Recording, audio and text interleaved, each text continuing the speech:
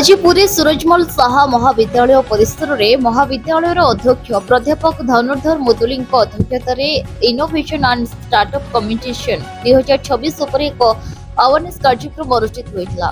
ଏହି କାର୍ଯ୍ୟକ୍ରମରେ ମହାବିଦ୍ୟାଳୟର ପ୍ରଶାସନିକ ଅଧିକାରୀ ନଳିନୀକାନ୍ତ ପଟ୍ଟନାୟକ, ରବିନାରାୟଣ ମହାପାତ୍ର, ଆବାହକ ଅଜିତ କୁମାର ଦଳାଇ କାର୍ଯ୍ୟକ୍ରମ ସଞ୍ଚାଳନ କରିବା ସହିତ କାର୍ଯ୍ୟକ୍ରମର ସମ୍ପୂର୍ଣ୍ଣ ବିବରଣୀ ପ୍ରକାଶ କରିଥିଲେ। ଅଧ୍ୟକ୍ଷ ମୁଦୁଲି ଆଜିର ଯୁବ ସମାଜ ଆବଶ୍ୟକ ସୃଜନଶୀଳତା ଅବଗତ କରାଇଥିଲେ। ଅଧ୍ୟାପକ ନଳିନୀକାନ୍ତ ପଟ୍ଟନାୟକ ଯୁବ ସମାଜର ଆବଶ୍ୟକତା ଓ ଭୂମିକା ଉପରେ ଅବଗତ କରାଇଥିଲେ।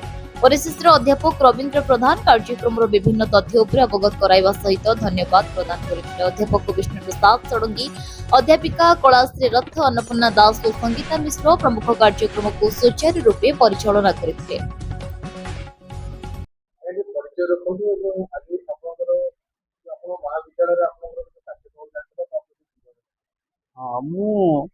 महाविद्यालय नूतन भाव अध्यक्ष हिसाब से जॉइन करिछि। मो ना धनुर्धर मुदुली, मो reader in mathematics.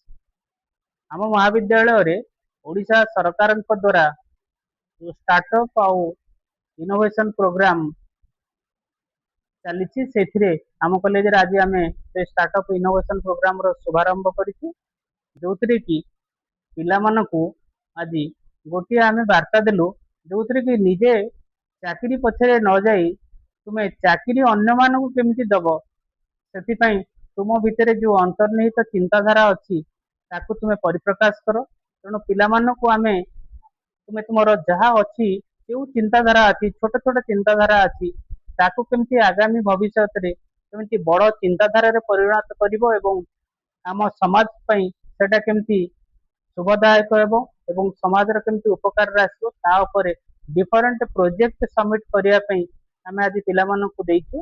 A startup innovation programme आमर 12 तारिख रे सरिबो। ता पई पिला माने तांकर सब जे कोनसी प्रोजेक्ट ऊपर जहाँ भाबुछंती जे कोनसी छोट आविष्कार करिया पहले गोटे चिंताधारा दरकार। सेही चिंताधारा तांका भीतर जो अछि से चिंताधारा को परिप्रकाश करिया पई तांको डिफरेंट प्रोजेक्ट माध्यम रे से माने हमको सबमिट करिवे एवं हमर सेही प्रोजेक्ट गुडा को आमे दुई जण जोरी बाहर डकैछु। डिफरेंट सेक्टर रे जो माने प्रतिपादन करछंती प्रतिष्ठा लाभ करछंती समाज रे सेमानकु आमे डकैछु। सेमाने सिलेक्ट कला पोरे पिला मानकु ता भितरु हमर जो तीनोटी पिला फर्स्ट सेकंड थर्ड हेबे से पिला मानकु आमे प्राइज मनी रखिछु एवं से पिला मानकु हमर यूनिवर्सिटी को या परे पठेयर व्यवस्था करा दिबो। पुरी रो रमेश साहू का रिपोर्ट, न्यूज 5 खबर।